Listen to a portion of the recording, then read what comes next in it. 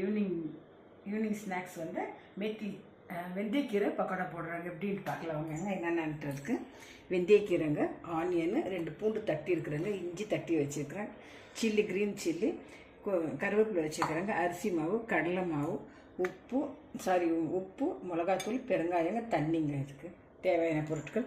இது மிக்ஸ் பண்ணலாம் வாங்க.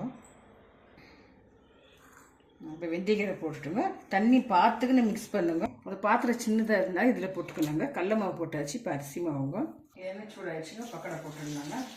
வெந்தயக்கீரை போட்டாங்க. ரொம்ப நல்லா இருக்கும் நீங்கள் சாப்பிட்டு. பக்கோடா, வெந்தயக்கீரை பக்கோடா ரெடி ஆகிடுச்சுங்க. வாங்க, பக்கோடா ரெடி ஆகிடுச்சுங்க. வெந்தயக்கீரை பக்கோடா. அதுக்கு மின்ட் சட்னி வச்சுருக்கிறேன், புதினா சட்னிங்க.